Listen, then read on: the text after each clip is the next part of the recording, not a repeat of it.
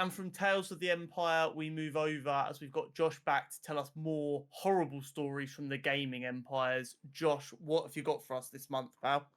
Leading off of Tales, we've got Tales of Kanzera, which we discussed briefly in the last episode. Ended up getting a 77 on Metacritic. I was hoping for a little bit more. I've still not got around to playing it. If you got PS Plus, it is on there. Stellar Blade, we had a fun discussion on the last episode. Ended up getting 82, which is a little bit underwhelming. Didn't quite hit the standards that it had set. Animal Well, a new indie, 91 on Metacritic as of today's date. Another Crab's Treasure, which is like a beginner's Souls-like, has hit 79. I'm sorry, you're going to need to run that back by me. It's called Another Crab's Treasure, I've and seen it's a baby Souls-like. It's essentially a Souls-like that underwater, and it's getting you used to that type of game. Yeah. Not sure that was the intention to be a beginner. They do, like, everyone was comparing it to like Dark Souls and Elden Ring underwater. So didn't they put out a mode you can turn on that makes it Souls-like, and it makes literally all the visuals go like dreary and dark. I've not seen, but that'd be jokes. The developer kept saying in the comments, it was like, okay, then I'll make it feel like Dark Souls. That's crazy. Which But I yeah, if you haven't respect. played a Souls-like, this is probably your best one to start on. I'm not actually sure what platforms it is. It might be on Game Pass. Speaking of Game Pass, yet to release for the next coming weeks, we got a couple of decent games. One that we're definitely interested in. We got Senua's Saga Hellblade 2. I don't know if either of you have played the first one. No, I haven't. Oh, mate, you're missing out. That comes out May 21st, which is next Tuesday, I want to say. It will be on Game Pass day one, as it's now Xbox exclusive. The studio got bought out. Ninja Theory got bought out in 2018 by Xbox, I want to say. Year after the first one came out. XDefiant also comes out next Tuesday, which is the one that we're very much looking forward to. Yeah. Releasing PS5, Xbox, and PC. And third, Paper Mario: The Thousand Year Door remake is coming out on Thursday. I believe that'll be Switch exclusively. But thoughts on XDefiant next week? I'm excited for it. It's just, it's been so long. I kind of forgot about it. I think I'm the least hyped out of the three of us. I think the delays really have affected hype levels, but I mean, we know we like this style of game. It's not like it's doing anything radically different, so we'll be able to have fun with it. Yeah, I just don't trust Ubisoft to not mess up. That is fair.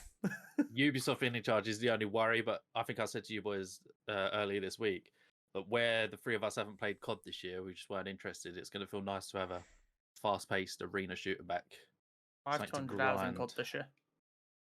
Okay, I don't think I've played COD for 2 years.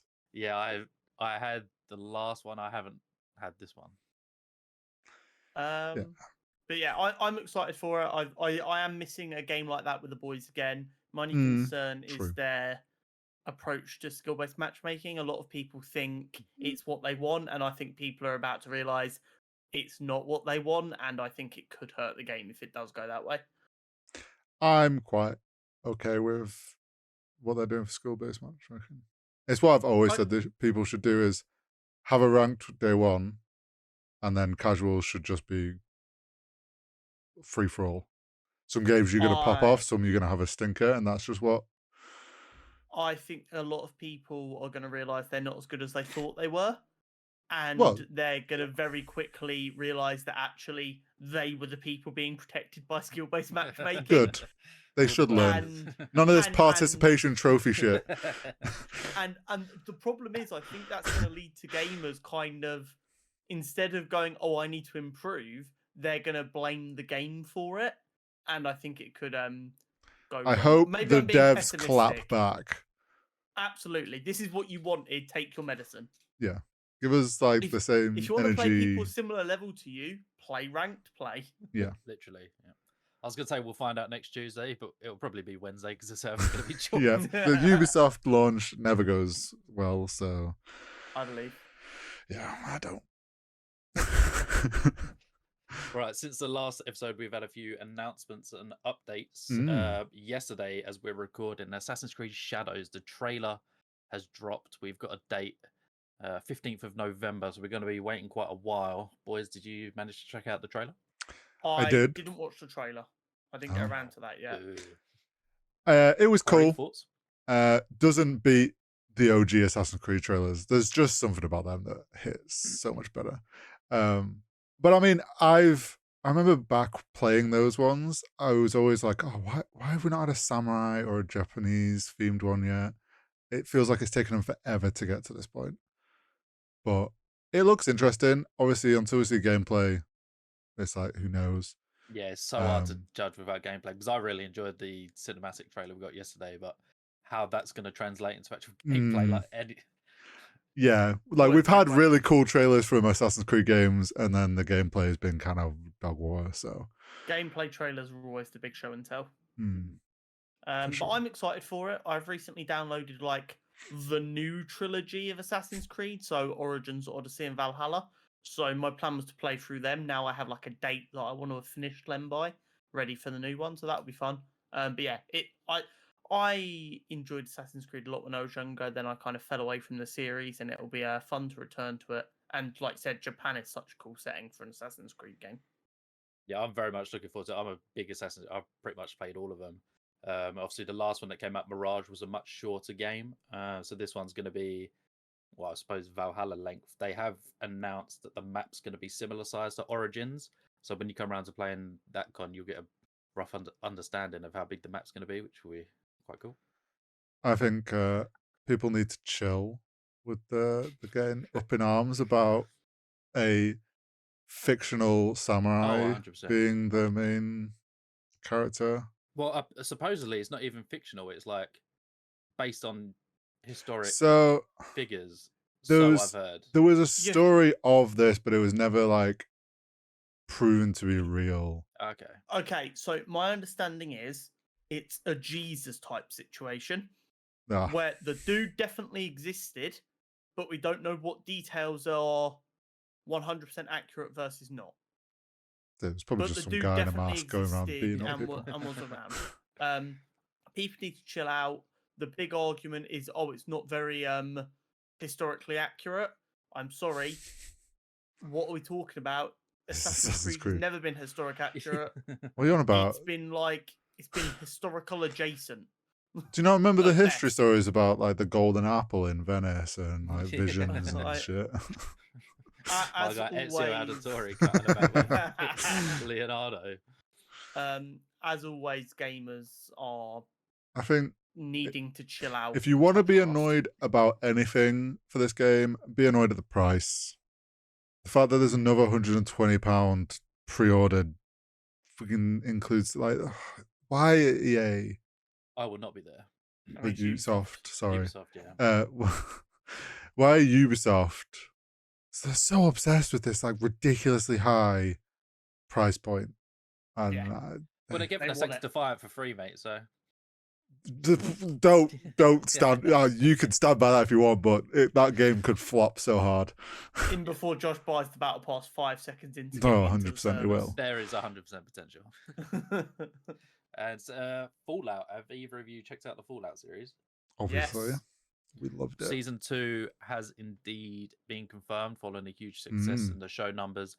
As well, you two might have seen huge increases in player bases across multiple of the Fallout games on Steam. All of them, basically. Not Josh accidentally outing himself as not being up to date on the podcast. I mean, there's a lot of episodes and a lot of time needed. But yeah, I mean, obviously we're excited for Fallout Season 2. It was such a good show. We are very excited for that.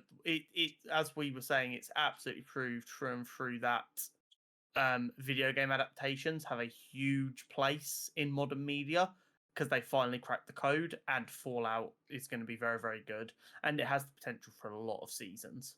For sure it does. Yeah, I think that universe, there's so much you can do with it. You could restart it to another period of time. Well, the fact that there's vaults all over the world, exactly. Like it just gives them the freedom to be like, look, go do a vault somewhere we haven't been before. And also, Fallout official lore has never really discussed anything outside of America, which means you can just go to them. You can go to Europe and do whatever you want, and it literally can't affect us negatively. As long as it fits into the world, the like style, the basic storyline of time of events or whatever. Then But they like could even do won't it affect us. thousands of years in advance. A bomb goes off, they come out, and it's now like the 1500s or something. You could just move the timeline anywhere and still have the same premise, just with different casts, different time periods. I think that'd be quite interesting. Mm-hmm. Right, boys, what have we been playing recently? Following last month, I feel like we weren't really playing a lot. Is that still the case? What have I been playing? I got back into Starfield, which I've been enjoying. Which has recently been updated in the last couple of days. Yes, I've not played it since that update. The update came out yesterday. It's got the new surface maps, which I'm very excited to get to use. I've been playing more of my Madden career mode, which is just I'm like 20 years in the future now. I'm the GOAT. It's crazy. I've also started playing FC24. Normally I wait for it to be on Game Pass, but it was on sale for like £10, so I was like, fuck it. That EA can have £10 for me to get the game a little bit earlier. It's also free to play on PlayStation this month, and if you add it to your library, you get to keep it forever. So anyone with a PlayStation that wants to play FC24, could have kept that 10 quid. You can go and grab that now. Oh well. Just angrily glares at my Spider-Man PlayStation. I've not been playing too much. I'm still on this sim racing, though. I am on the hype from last month. Yeah, I probably am not playing. It is. This is the problem. I'm now at the point where on controller, it's getting hard to improve because the controllers like kind of limits you. You've hit your ceiling, yeah. Yeah. So by next month, he's gonna have I've given up with a sim racing, or he's gonna have a wheel. There might be a break from it till I get a wheel. I'm definitely not playing quite as much. I mean, I've been away, but other than that, I have also redabbled or visited an old nemesis of mine of Rust. Oh no! I did a wipe the other week, a couple of weeks ago. Played it a lot more casual though, and didn't actually degen or like play it nearly as much, and it was actually way more enjoyable that way. So that's fair. That's reassuring. Otherwise, we wouldn't have seen you for a few weeks. Yeah, there'd be no XDefiant. I'm on Rust. What have you been on? I've just been on the sports grind recently. Top Spin 2K25 came out a couple of weeks ago. Been smashing career mode because for some reason they still haven't added the ability to play against your friends. So me and my mate Ollie are still waiting for that, which should come out later this month. And Con, I'm with you, FC24. It's been all the team of the seasons the last few weeks, so I'm just absolutely but I'm not an ultimate team nerd. Nothing wrong with that, mate. Career mode, baby. Yeah, I could never gel with career mode. I get bored so quickly. When did tennis games become the wave, by the way? I feel like I'd never heard of tennis games. In the last 2 years, a lot of people seem to be like actively playing the yearly release ones. So I feel like there hadn't been like, don't quote me on this, there hadn't been like a big release of a good tennis game. I know there was a few that came out on Game Pass, maybe they got added, and I remember trying them out and they weren't the greatest.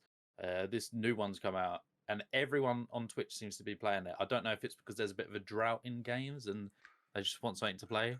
Probably a bit of marketing push. It is really fun, to be fair. I'm really enjoying it, and I'm not a massive tennis player, but I'm really enjoying it so far. I wonder if this has come around because Netflix has the tennis series, don't they? Yep, they do indeed. So if there's been a internal, maybe we should capitalize on this push to tennis. It's funny how these things always seem to coincide, isn't it? Yep. Fair enough. I'm just looking now. There was not a Top Spin 2K24 from what I can see. So they must have just come back this year, and that might be a reason behind some of the hype. I'm not 100% sure. Took a little break and came back with a banger. Indeed. I wish some other sports games would do that. Right. Topic of the pod. Unfortunately, this is where things take a bit of a downer and less positivity. positive. Yeah. And the statement that we've got and we're going to be discussing is, what are Sony and Xbox doing? They're having a race to the bottom. Both of you, I know you're both aware of everything that's happened over the last few weeks or since the last podcast. But first of all, the ordeal with Helldivers 2, which is a game that all three of us love. So on Steam, they out of nowhere required you to link a PSN account obviously if you didn't have a PSN account already, you had to make one and link it, which normally isn't too bad if it was at the start of the game. Like we all play many games where you have to link it like a Ubisoft account, Epic account, but doing it halfway, like months after a game comes out, is it was always there, but you could skip it. It wasn't like wasn't needed, and it said on the Steam page like must be linked with third party or whatever. It's like you say, the fact that they've done it 2 months after the release, it just straight up looks like a Sony like, oh, this random game that we probably didn't really care that much about has popped the fuck off. Have you got everyone linked to, yeah, they're like, oh, so can we have all that user data? And they're like, oh well, we didn't make it mandatory. Oh, we want all that data now. Can you please get them to all link accounts? Which, like you say, normally would be fine. The big issue then, obviously, one, the community was just pissed that it came out of nowhere. And then it's the bigger issue was like all the people that are in countries where you can't have PlayStation accounts. I think there's like over 170 countries. Yeah. I have to say what I did love though is the fact some of the devs, like there was one community manager for like he said some things that obviously like not the best responses, mainly because like when it first got pushed, he was just like, oh, just make accounts, it's not that hard. Then people are like, well, there's so many countries that can't. Kind of realized, oh wait. Then it sort of came out that the devs didn't want this. The devs weren't in charge of this being pushed. And then the devs were like, the community managers in the Discord were just like, if all you can do, if you want to be like noticed about this, make a bad review, complain there, like voice your opinions. And like the game went from mostly positive to like mostly negative in 24 hours. Bomb on Steam was nuts. Yeah. To which it worked. Have you seen though the community manager who had that message that got shared around of all you can do is leave a negative review and request a refund, and hopefully that will take notice? He's been let go as a result of that. Oh, okay. Yeah, PlayStation demanded he be fired because of that. So I saw on the Discord, he put a few other messages. Like he apologized for his first message because it came across wrong. Then he was like, explained, he was very new to being a community manager. Yeah. The other main one kind of like he probably got some sort of a talking to. The devs probably agreed with his statement, but unfortunately, because he was the one that said it, Sony are going to pick him to be like, look, you can't say to do that about your own game. But I loved that. Then it was like Sony backed off. It got reversed. The community won, which I loved. Everyone being like, to an extent. Yeah, the game is still democracy.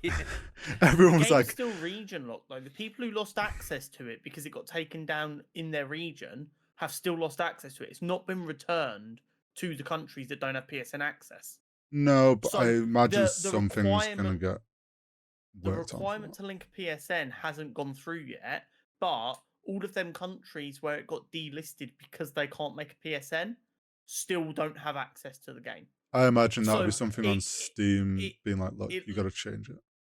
It looks a little bit at the minute like Sony have just gone, oh, they didn't like that. Let's back down for a little bit and try again later. I don't think they'll try again. Because the community will just do it again. Like the fact that they did that, there was all the memes of like Sony headquarters has been liberated.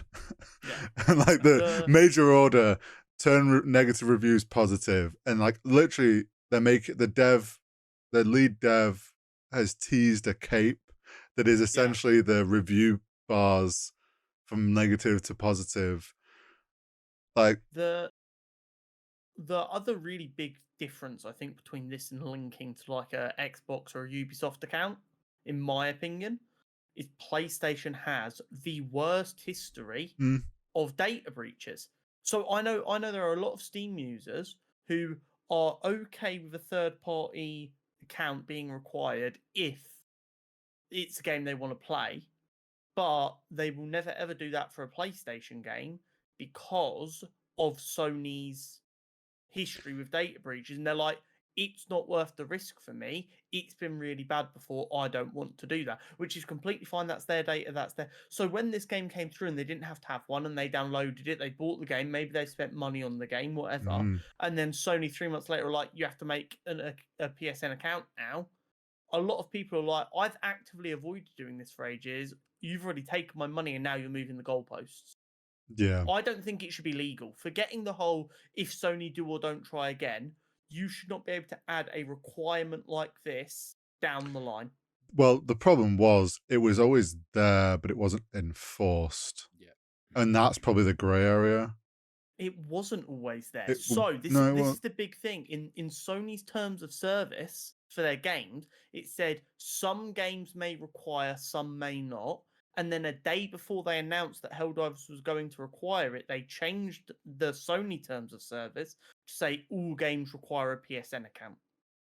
Well, yeah, that's I don't know. But like the game always said on its Steam page requires third party. It's one of them. It's like it was a grey area. They've kind of tried to abuse it because the game had success, and then it's backfired for them. Yeah, it was a absolute clusterfuck, I believe is the technical term. Yeah, but community stood strong. Sony weren't left down in hell for too long by themselves, were they? Go on, Josh. Talk us through Xbox. From one clusterfuck to another, mate. I'm going to quote Brendan Sinclair at GamesIndustry.biz. Microsoft is shutting down 4 of the studios it picked up as part of the 2020 Bethesda acquisition, as reported by IGN. The 4 studios include Arcane Austin, maker of last year's Redfall, and Tango Gameworks, the studio behind Hi-Fi Rush, Ghostwire Tokyo, and The Evil Within. Beyond that pair, Mighty Doom developer Alpha Dog Studios and Human Head Software successor Roundhouse Games are also shutting down. End quote. So, boys, we got more studios shutting down, which obviously is always a bit of a stinker, especially when you got ones like Tango, which I personally love. I cannot believe, like, it's also worth noting Arcane Austin's responsible for the Dishonored games, which are, again, huge games that people were hoping there was going to be another one made now that they had Xbox behind them. I don't understand how a company can be allowed to spend $8 billion in an acquisition just to strip everything for parts that quickly. And on top of this, which is news today, Activision are spinning up a new studio.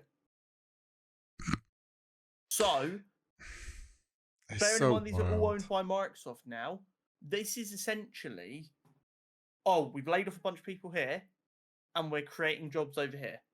I know the way the corporate structure is leveled, legally it's probably different enough that they can't get bent over for it, but on a smaller scale, that is making people redundant and then advertising for the same job. It is crazy. Yeah, this is following 1,900 people being let go in January from the Xbox game division. Yeah, it's how are you spending across this acquisition and the Activision acquisition 88 billion to then just lay off so many people?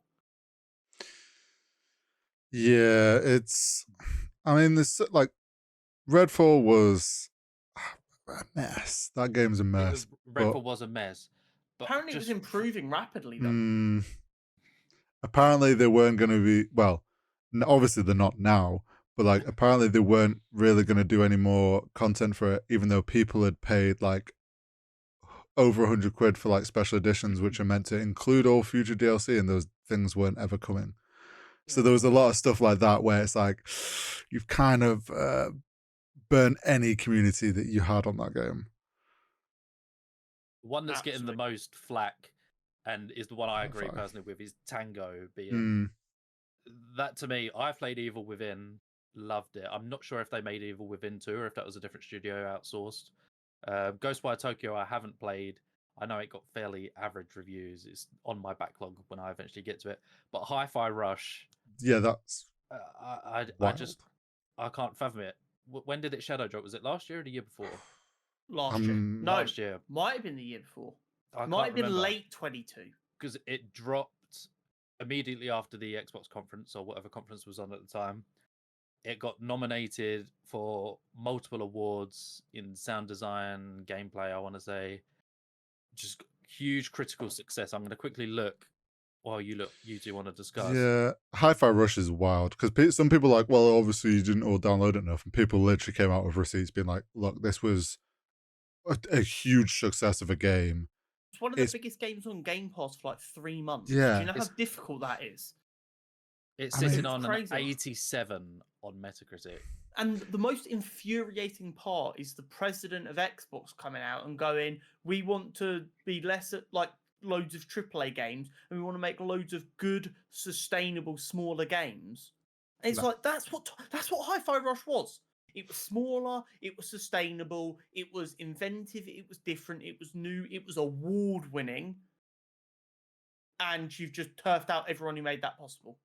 It just doesn't make sense to me. That was like, Game Pass was meant to be Xbox's way of, because they've always been kind of like good like supporters of indie studios back in the day. Like they would always have a lot of indie games on Xbox. And it was like Game Pass, I remember when it first came out, it was meant to be this whole thing of like, this is going to be, we're going to get like, it's a place for indie games to get on. It's going to help bring them more. Game Pass has kind of failed in that. Like we're finding out that these indie studios get like a terrible cut and Game Pass isn't doing anywhere near as well. And then it's like, oh, they picked up Bethesda. Those games are all going to end up on Game Pass, which is going to incentivize people to go get Game Pass, which then should help indie studios.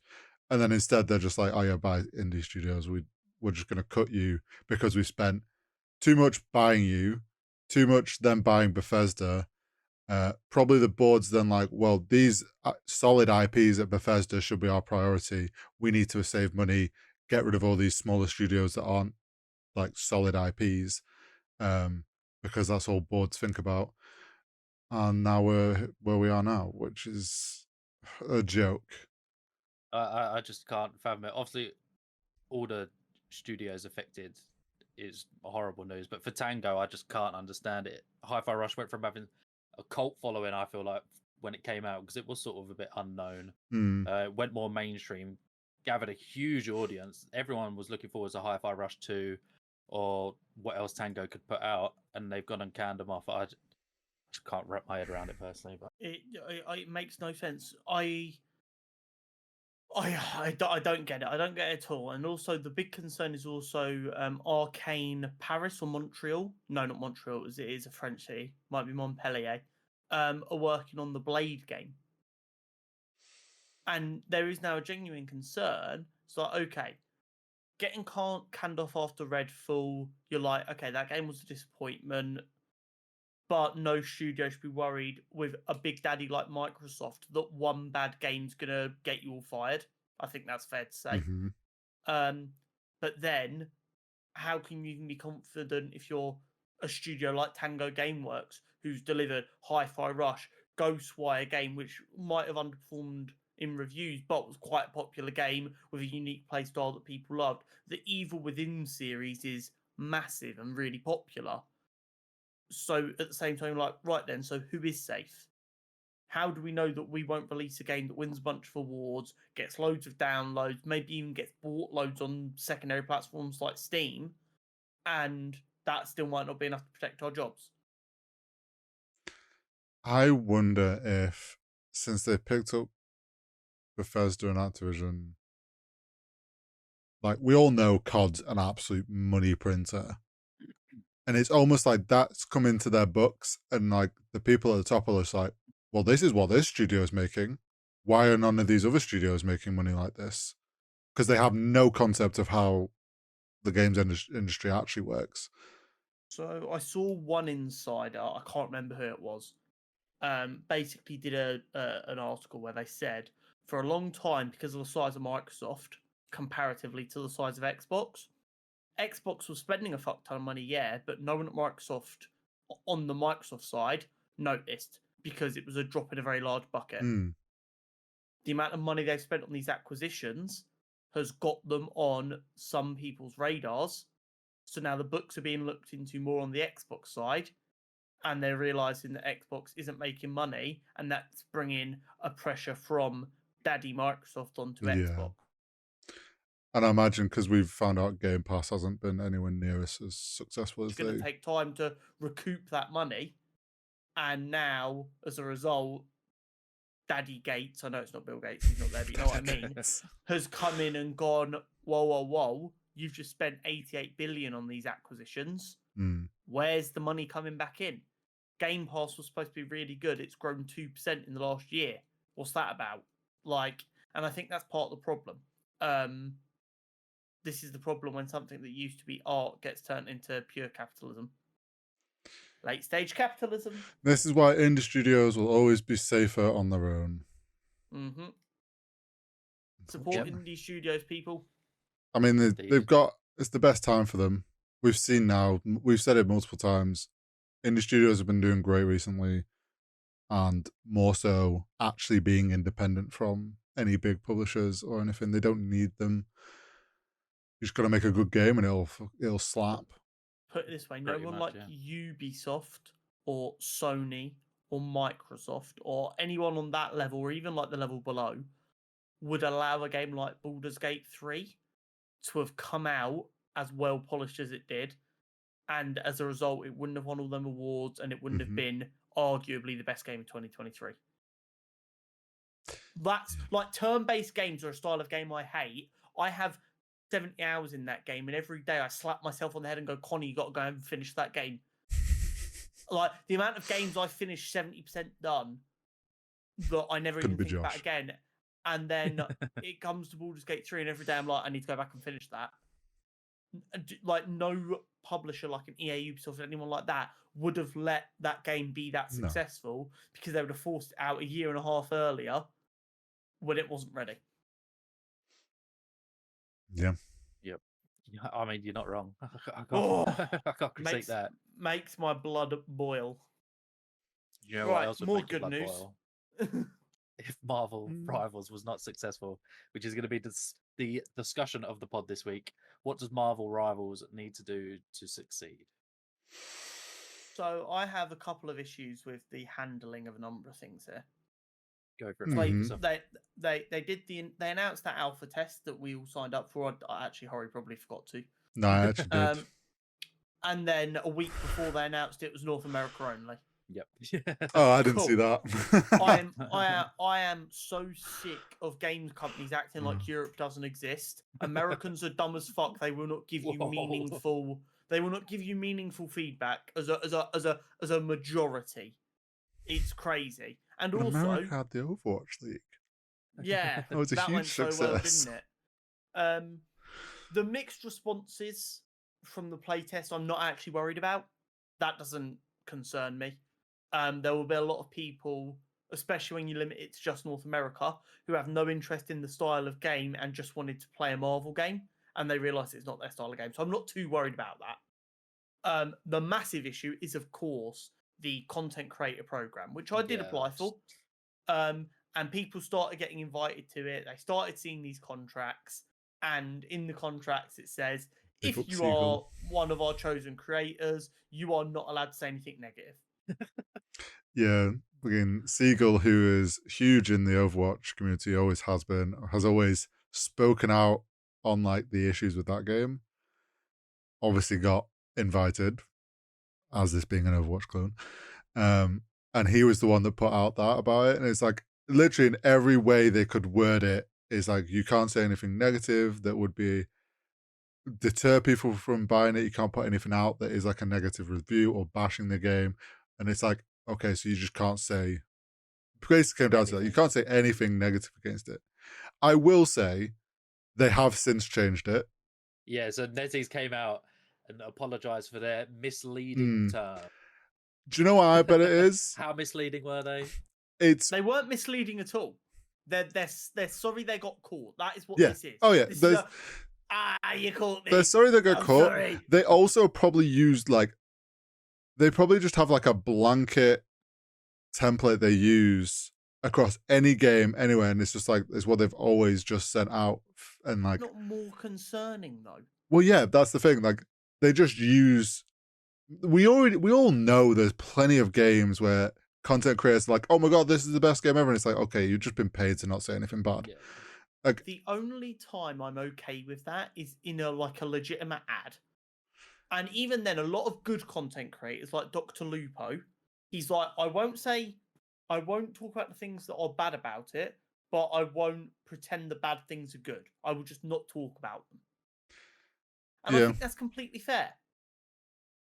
If it is an actual ad and instead of going, that isn't good enough, that isn't good enough, that isn't good enough, you just don't talk about them and instead you talk about the things you do like, I'm completely okay with that, especially with now the rules around you have to make it clear it's an ad. I expect and accept that, and I think when done right, there's a good level of that.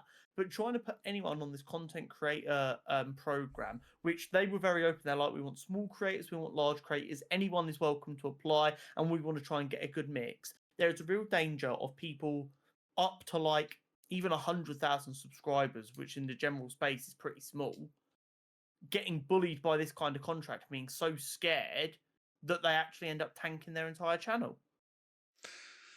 I mean, it definitely was probably sent out by someone that doesn't really understand what a content creator should be allowed to say. Yeah. And then it like they just got caught out because a big enough content creator actually did read it, noticed it, and then put it on Twitter. Mm-hmm. Like if Seagull hadn't done that, like let's say it was some smaller creator noticed it and put it out, they wouldn't have got the same leverage. Like it been swept under the carpet, wouldn't they? They probably wouldn't have been brave enough to tweet it out. Well, yeah, true. Seagull don't give a shit. Exactly.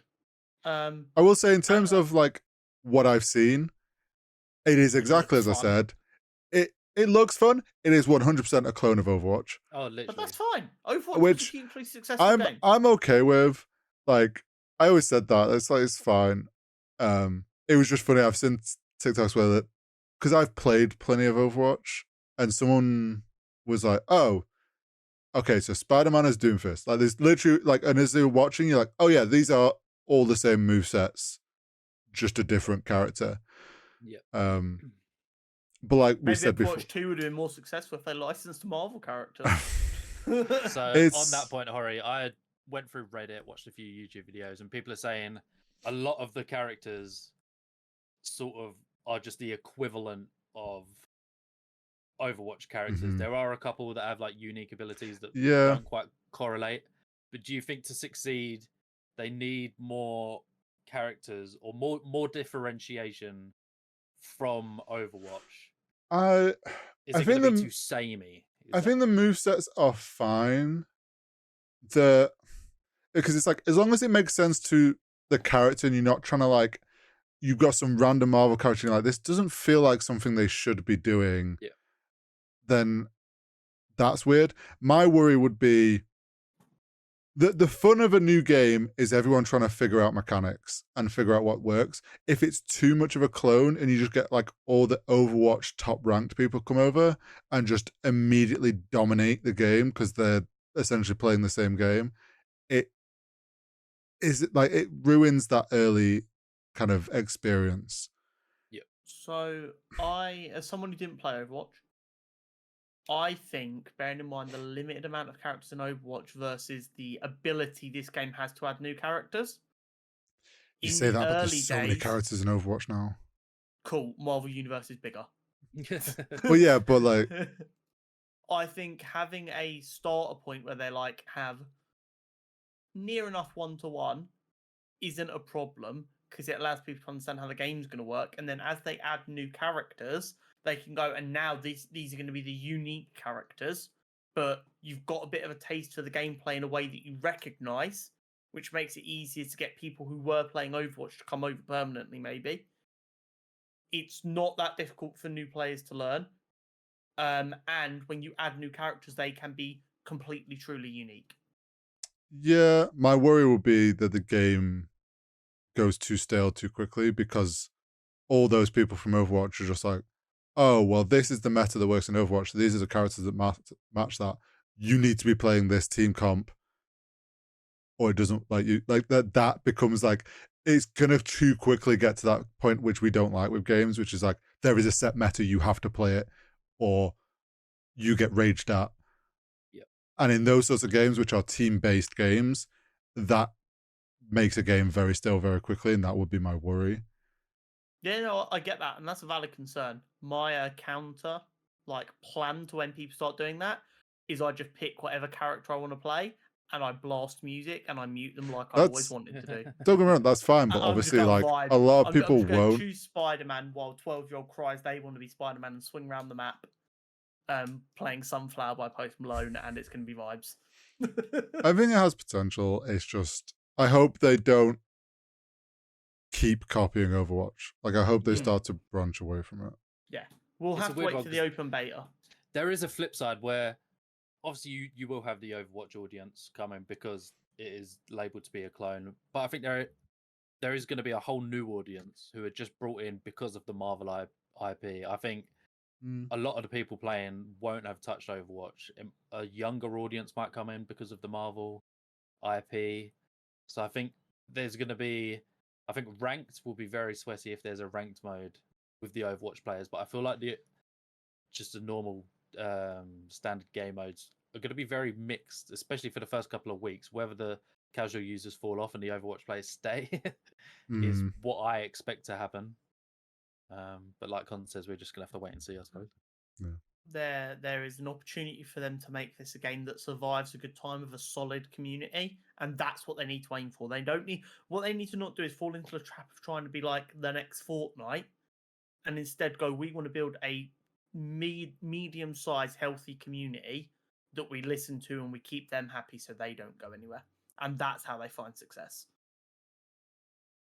Yep, I think couldn't put it any better. Any closing thoughts? You look very handsome today, Josh. I mean, thank you very much. Straight back at you both. Thank you as always for joining us, and we'll catch you next month. Yep.